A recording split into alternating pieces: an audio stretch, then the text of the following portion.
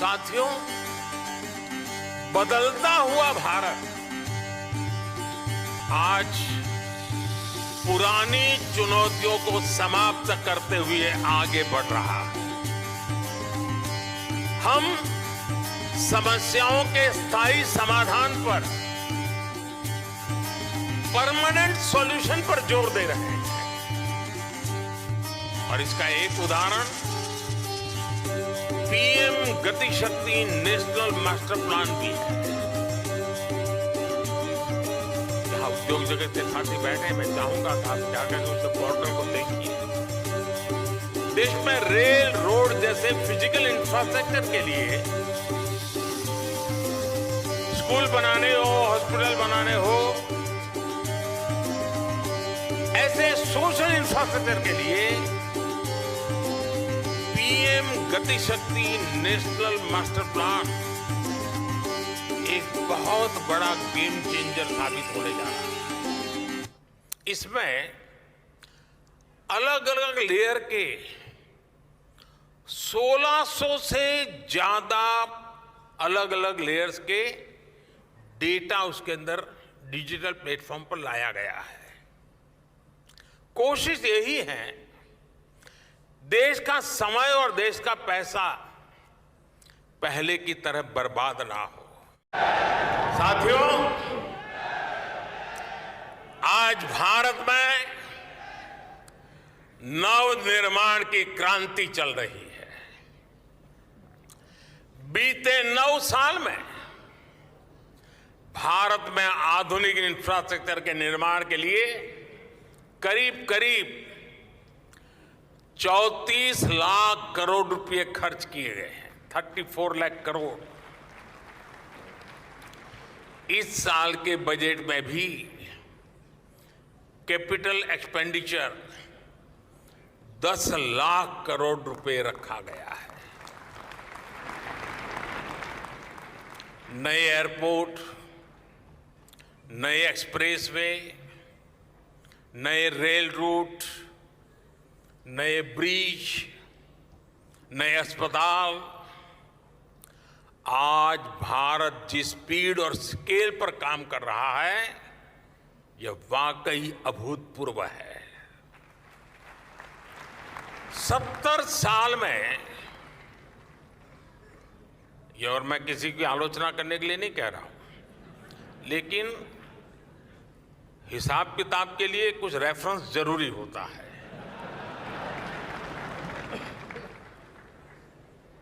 और इसलिए मैं उस रेफरेंस के आधार पर बात कर रहा हूं। 70 साल में भारत में सिर्फ 20,000 किलोमीटर के आसपास रेल लाइनों का इलेक्ट्रिफिकेशन हुआ था। 20,000 किलोमीटर। जबकि पिछले 9 साल में भारत में करीब करीब 40,000 किलोमीटर रेल लाइनों का इलेक्ट्रिफिकेशन हुआ है।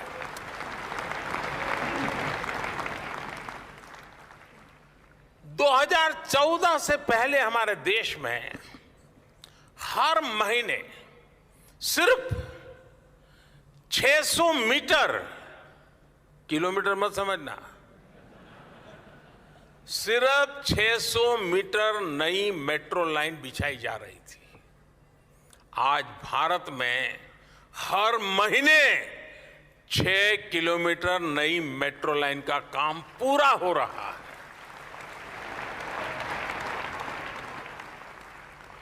दो 2014 से पहले देश में 4 लाख किलोमीटर से भी कम ग्रामीण सड़कें थी। आज देश में 7.25 लाख किलोमीटर से भी ज्यादा ग्रामीण सड़कें हैं। 2014 से पहले देश में करीब करीब 70 के आसपास ही हमारे एयरपोर्ट थे, 70। आज देश में एयरपोर्ट्स की संख्या भी बढ़कर 150 के आसपास पहुंच रही है। 2014 से पहले देश में सिटी गैस डिस्ट्रीब्यूशन सिस्टम भी सिर्फ 60 शहरों में था, 60। अब देश में सिटी गैस डिस्ट्रीब्यूशन सिस्टम 600 से भी ज्यादा शहरों में पहुंच गया है। साथियों, आज पूरी दुनिया भारत की ओर देख रही है।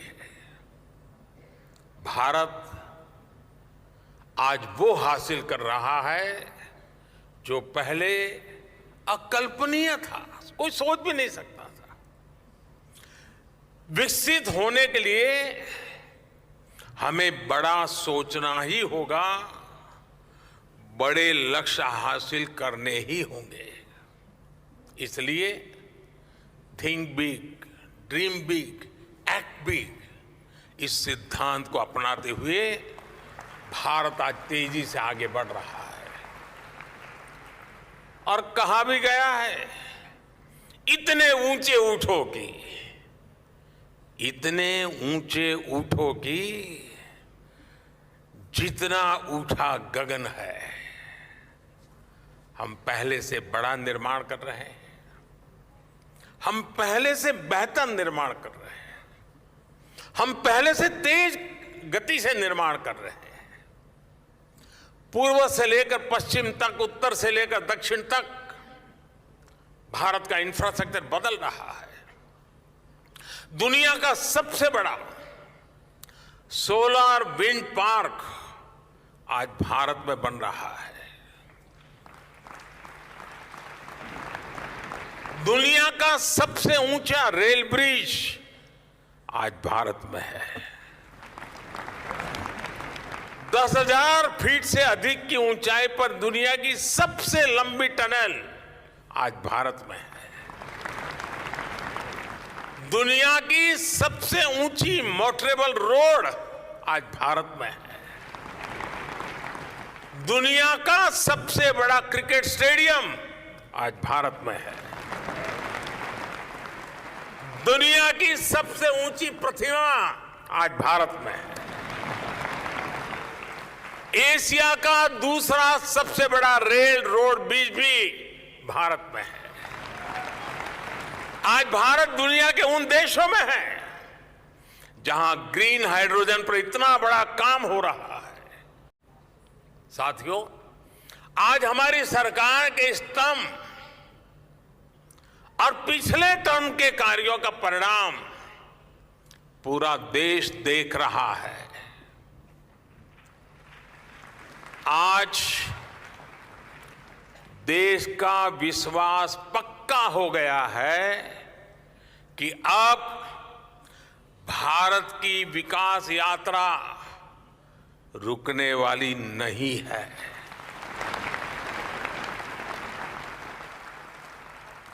आप जानते हैं कि हमारे पहले टर्म की शुरुआत में भारत वर्ल्ड इकोनॉमी में 10वें नंबर पे था। जब मुझे आप लोगों ने काम दिया तो हम अब 10 नंबर ही थे।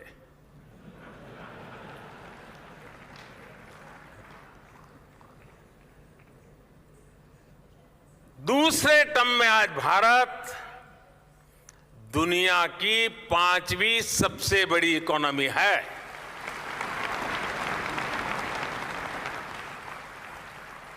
और ये ट्रैक रिकॉर्ड के आधार पर, बातों बातों में नहीं, ट्रैक रिकॉर्ड के आधार पर मैं कह रहा हूं,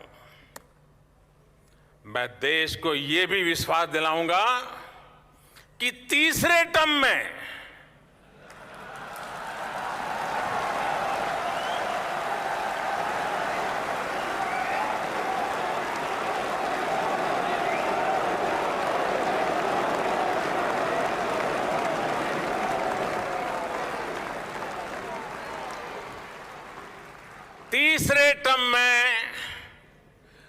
दुनिया की पहली 3 इकोनॉमीज में एक नाम भारत का होगा।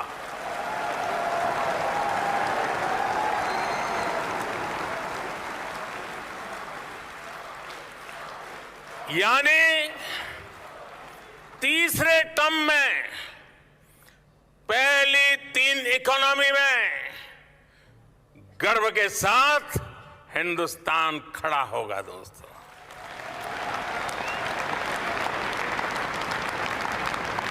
थर्ड टर्म टॉप 3 इकोनॉमी पे पहुंच के रहेगा भारत,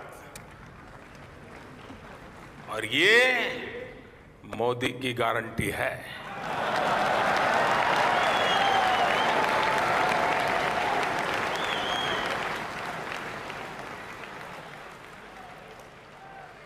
मैं देशवासियों को ये भी विश्वास दिलाऊंगा कि 2024 के बाद हमारे तीसरे टर्म में देश की विकास यात्रा और तेजी से बढ़ेगी।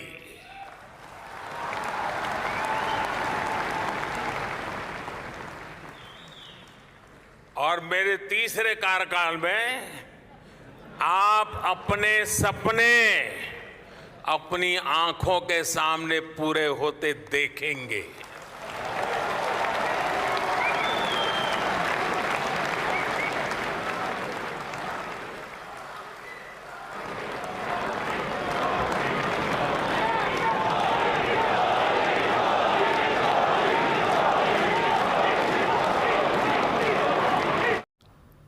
साथियों, भारत मंडपम जैसी इस व्यवस्था का निर्माण कई दशक पहले हो जाना चाहिए था, लेकिन शायद मुझे लगता है बहुत से कार्य काम मेरे हाथ में ही लिखे हुए हैं।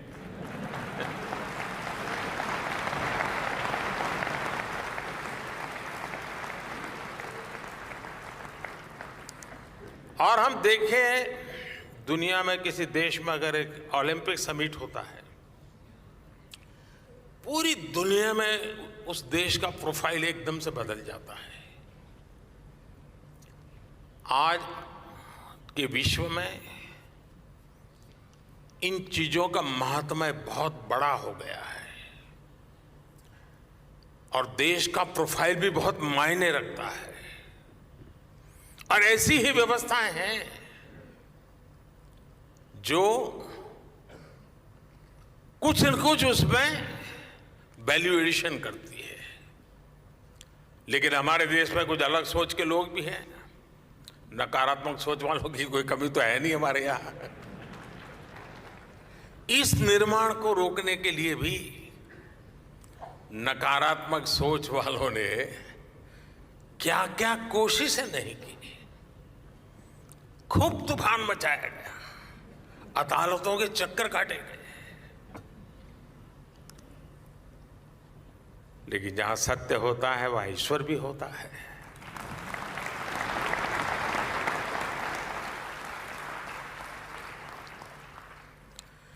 लेकिन अब ये सुंदर परिसर आपकी आंखों के सामने मौजूद है। दरअसल कुछ लोगों की फितरत होती है हर अच्छे काम को रोकने की, टोकने की। अब आपको याद होगा जब कर्तव्य पथ बन रहा था तो न जाने क्या क्या कथाएं चल रही थी।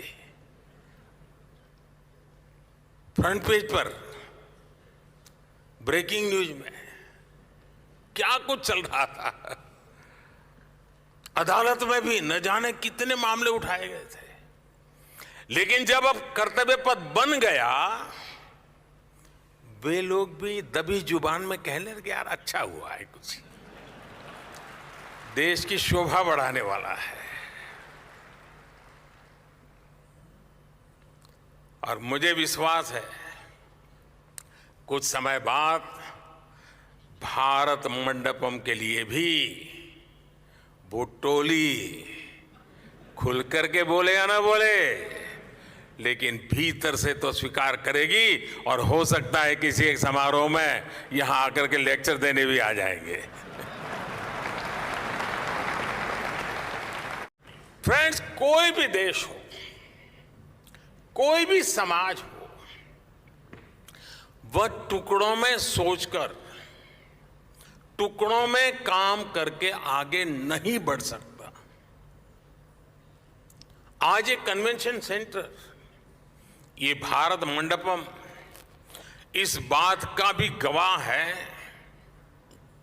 कि हमारी सरकार कैसे होलिस्टिक तरीके से बहुत दूर की सोच कर काम कर रही है। इस जैसे सेंटर्स में आना आसान हो, देश विदेश की बड़ी बड़ी कंपनियां यहां आ सके, इसलिए आज भारत 160 से ज्यादा देशों को ई कॉन्फ्रेंस वीजा भी की सुविधा दे रहा है। यानी सिर्फ ये बनाया ऐसा नहीं है, पूरी सप्लाई चेन, सिस्टम चेन, उसकी व्यवस्था की है। 2014 में दिल्ली एयरपोर्ट की कैपेसिटी भी सालाना करीब 5 करोड़ यात्रियों को हैंडल करने की थी। आज ये भी बढ़कर सालाना 7.5 करोड़ पैसेंजर हो चुकी है। टर्मिनल 2 और चौथा रनवे भी शुरू हो चुका है। ग्रेटर नोएडा के जेवर में इंटरनेशनल एयरपोर्ट शुरू होने के बाद इसे और शक्ति मिलेगी। बीते वर्षों में दिल्ली एनसीआर में हॉस्पिटैलिटी इंडस्ट्री, होटल इंडस्ट्री का भी काफी विस्तार हुआ है। यानी कॉन्फ्रेंस टूरिज्म के लिए एक पूरा इकोसिस्टम बनाने का हमने बिल्कुल प्लान वे में प्रयास किया है। साथियों, इसके अलावा भी यहां राजधानी दिल्ली में भी बीते वर्षों में जो निर्माण हुए हैं वो देश का गौरव बढ़ा रहे हैं। कौन भारतीय होगा जिसका सर देश की नई संसद देख करके ऊंचा नहीं होगा।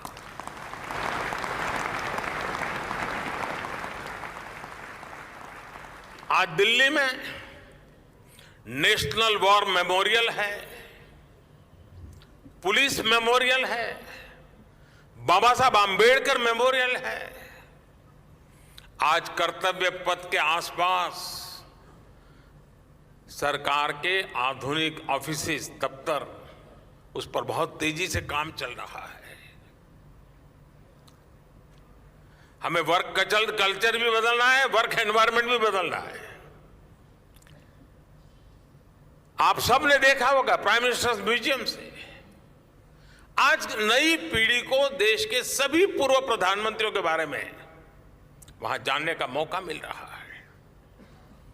जल्द ही दिल्ली में, और ये भी आप लोगों के लिए खुशखबरी होगी, दुनिया के लिए भी खुशखबरी होगी, जल्द ही दिल्ली में दुनिया का सबसे बड़ा, और जब मैं कहता हूं दुनिया का सबसे बड़ा, मतलब दुनिया का सबसे बड़ा,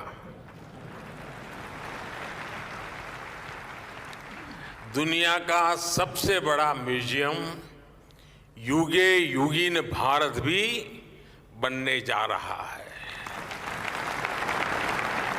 साथियों, आज पूरी दुनिया इंटरकनेक्टेड है, इंटरडिपेंडेंट है और वैश्विक स्तर पर विभिन्न कार्यक्रमों और समिट्स की श्रृंखला लगातार चलती रहती है। ऐसे कार्यक्रम कभी एक देश में तो कभी दूसरे देश में होते हैं। ऐसे में भारत में, देश की राजधानी दिल्ली में अंतर्राष्ट्रीय स्तर का एक कन्वेंशन सेंटर होना बहुत ही जरूरी था। यहां जो व्यवस्था थी, जो हॉल्स थे, वो कई दशक पहले यहां बने थे। पिछली शताब्दी की वो पुरानी व्यवस्था 21वीं सदी के भारत के साथ कदमताल नहीं कर पा रही थी। 21वीं सदी के भारत में हमें 21वीं सदी की आवश्यकताओं को पूरा करने वाला निर्माण करना ही होगा। इसलिए ये भव्य निर्माण, ये भारत मंडपम आज मेरे देशवासियों के सामने है, आपके सामने है।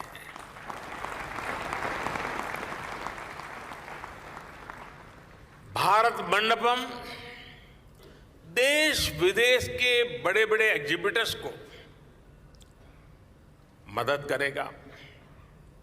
भारत मंडपम देश में कॉन्फ्रेंस टूरिज्म का बहुत बड़ा जरिया बनेगा। भारत मंडपम हमारे स्टार्टअप्स की शक्ति को शोकेस करने का माध्यम बनेगा। भारत मंडपम हमारे सिनेमा जगत, हमारे आर्टिस्ट के परफॉर्मेंस का साक्षी बनेगा। भारत मंडपम हमारे हस्तशिल्पियों, कारीगरों, बुनकरों के परिश्रम को प्लेटफॉर्म देने का एक महत्वपूर्ण माध्यम बनने वाला है। और भारत मंडपम आत्मनिर्भर भारत और वोकल फॉर लोकल अभियान का प्रतिबिंब बनेगा। यानी इकोनॉमी से इकोलॉजी तक, ट्रेड से टेक्नोलॉजी तक, ऐसे हर आयोजन के लिए ये विशाल परिश्रम और ये विशाल परिसर, ये भारत मंडपम बहुत बड़ा मंच बनेगा। एक अद्भुत दृश्य मेरे सामने है।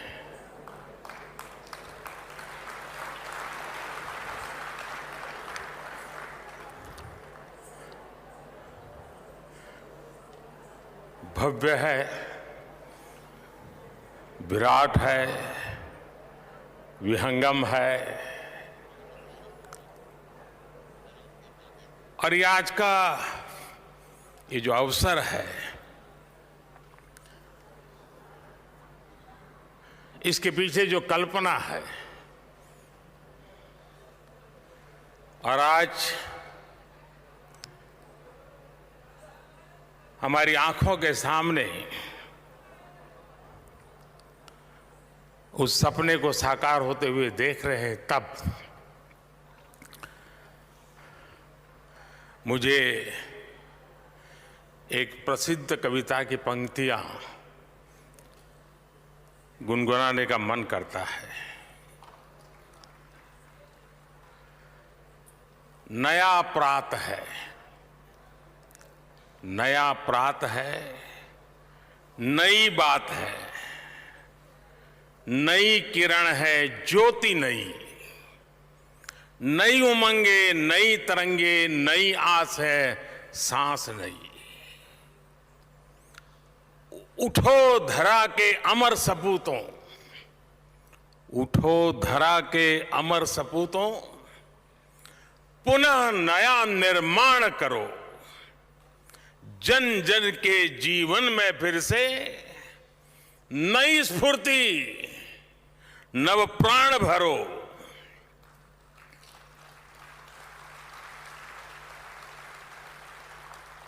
आज के ये दिव्य और भव्य भारत मंडपम, उसे देख करके हर भारतीय खुशी से भर रहा है, आनंदित है और गर्व महसूस कर रहा है। भारत मंडपम आह्वान है भारत के सामर्थ्य का, भारत की नई ऊर्जा का। भारत मंडपम दर्शन है और भारत की भव्यता का और भारत की इच्छा शक्ति का।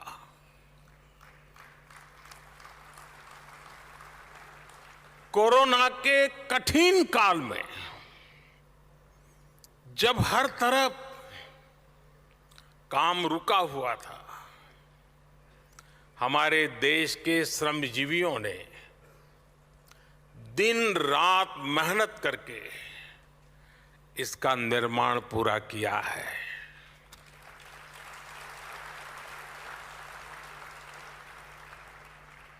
भारत मंडपम के निर्माण से जुड़े हर श्रमिक भाई बहन को, हर कर्मी को आज सच्चे हृदय से मैं अभिनंदन करता हूं, उनका साधुवाद करता हूं। आज सुबह मुझे इन सभी श्रमजीवियों से मिलने का मौका मिला था। हमारे इन श्रमिक साथियों को सम्मानित करने का मुझे सौभाग्य मिला था। आज उनकी मेहनत देख पूरा भारत विस्मित है, भारत चकित है। मैं राजधानी दिल्ली के लोगों को, देश के लोगों को इस नए international convention centre Bharat Mandapam की बहुत बहुत बधाई देता हूं। साथियों, भारत मंडपम के इस नाम के पीछे, और जैसा अभी पीयूष जी ने बताया, भगवान बसवेश्वर के अनुभव मंडपम की प्रेरणा है। अनुभव मंडपम यानी वाद और संवाद की लोकतांत्रिक पद्धति। अनुभव मंडपम यानी अभिव्यक्ति, अभिमत। आज दुनिया ये स्वीकार कर रही है कि भारत मदर ऑफ डेमोक्रेसी है।